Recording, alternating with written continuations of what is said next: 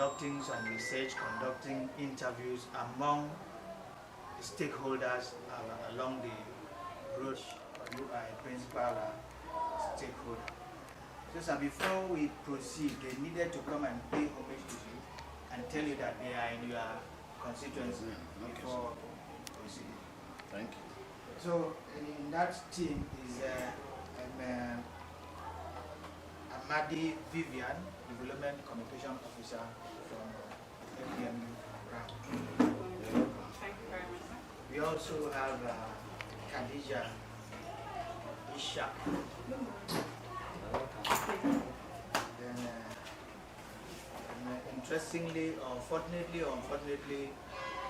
that team is not gender sensitive because we have only female team members there. The third one is the technical assistant on communication. Blessing and So, team members, you are the palace of the clan head of Ibesico. Earlier told us that road we are visiting now, traverses 2 local government areas and 2 clans. And then we are starting with the initial as we are entering. Table, His Royal Highness. Table. Thank you very much. You are all welcome. So let's proceed from there. Okay. That Inspector and Eddie Andrew. Good morning, everybody. Good morning, my people. I'm the secretary of Oguta village, which the road starts off from the highway. You're welcome. Please, Daniel. You are representing your village head who is sick. Eh? Yes, sir. Okay, Yes, sir. tell them. I'm here representing my village who is a Itam, who is sick. The chairman of the corridor, the president of the state Israel, Basefia, and also the The CLO of the project. project. Come on and you're welcome. So this is the village head of Itam. Itam, in Ibesico. Not part of the project, but it's part of my council. He was there.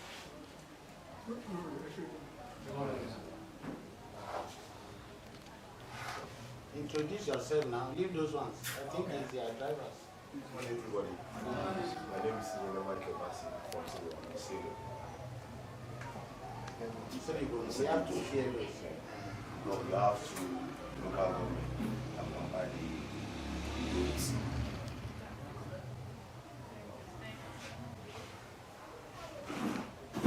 I assume every other person that is not introduced, they are part of you. Okay, thank you very much. We are good to go. What next?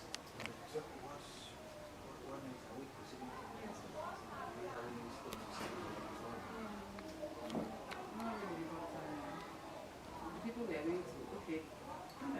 We are okay. But you won't explain where we are here. Yeah. We are good. Are you interviewing here? Good morning. Your Highness, as earlier told us, we are here to measure the impact so far of RAM, of which you are a major stakeholder. So far, what can you say about that road between how it was and now? Which women from Sribum, the traders, the farmers, use to transit their goods, to transport their goods from the interior on Sribum across Ibesipo to Uyo, where you have Akpanade market, Itam, where you have another market there, and even palm produce.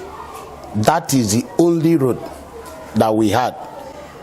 Any other road, you have to take more time. You have to take longer kilometers before you get there. So like I said, the impacts we have felt now, first you will see by the women.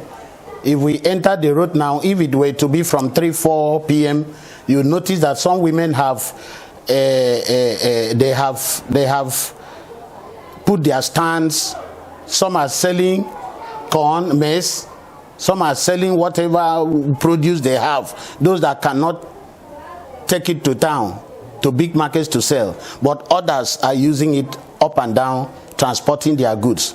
And I think that was one of the important thing the road was made for.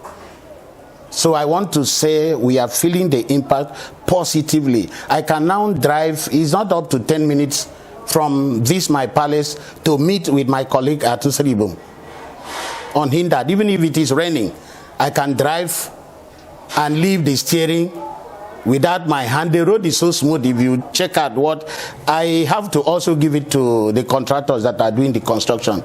They have really done a nice job with the drains. That road is good. So I give it to the contractor, and I also have to thank World Bank in particular for bringing such project to us. And ramp, because this road could have been in any other institution or establishment, and before you know it, you are hearing stories, this one has embezzled this one has embezzled this. But as far as this is concerned, RAM has done a nice job, and I thank them very much. So we are feeling the impact. Shops are sprouting. Some people are converting their living rooms to shops because vehicles are moving. At some point you have to stop and look for pure water to cool yourself. So business is booming. Even in my village, which is the junction, it's wow if you go and see it. It's very nice. But then when we are talking of impact, that is a positive aspect, which we intended as a people after the completion or the commissioning to write an official thank you letter to World Bank and RAM. We will do it. And if, I don't know, because you are mixed, we are all mixed. Some are Christians, some are Muslims. I want to set up a team in my cabinet, a committee, to check who is the main person responsible for doing this road for us. Because we don't have anything to give the person. But we could give him a chieftaincy title. At least let the person, he or she, know that he or she was working for a people. You have really tried. I'm impressed. And I'm very glad that road has come to be. For over 30 years, or more than 30 years, since I was a kid, we were not able to go to anywhere. But now, World Bank, through RAMP, and the state government giving enabling environment has come to rescue us. Thank you very much. Thank you very much. Because of this road, has it encouraged people to move into your community due to businesses and stuff like that? Before the road construction started, you know, the construction was in phases. First, people were laughing, some were mocking. What is this? What are they going to do? This, that. But from my meetings with, as a stakeholder, I knew what they are going to do there is not child's play. It's not child's play. So I told my people, calm down. This CLO from Seribum can bear me witness. I told them, calm down. Let us use our eyes first.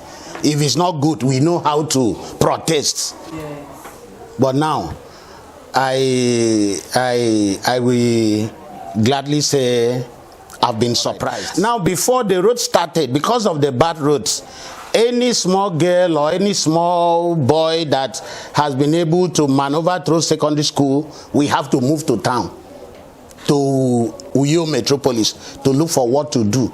Because it cannot be shuttling. This rural-urban migration was, let me say, almost 80%. But as I speak to you now, I just told you, it's just 7 to 10 minutes, I'm there. And I'll still come back, even in the midnight. We are now witnessing a reverse of what we used to have. It is now urban-rural migration. That is what is taking place. Entering every street, trying to buy land to be one thing or the other. The land used to go for like 500, 600. I can gladly tell you now that we sell land 2 million, 3 million now. Just because of this road? Because of this road. Because if you buy land, how will you be able to enter? So now you can just drive all those spots, all those farmland that nobody, some of them did not even want to cultivate anything.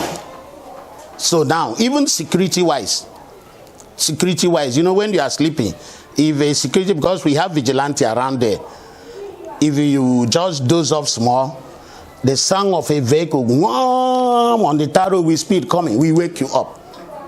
And you stop, Oga, waiting the fine. Please, is there any way I can I see the chief also? I need a small land. They know that's a new township that has come to be. So if you have 10 million in Uyo, you cannot pick land. But if you come there 2-3 million, you pick land, use the 7 million and develop a little. So that place, I assure you, before you come back in the next 5 years, you will not recognize that road.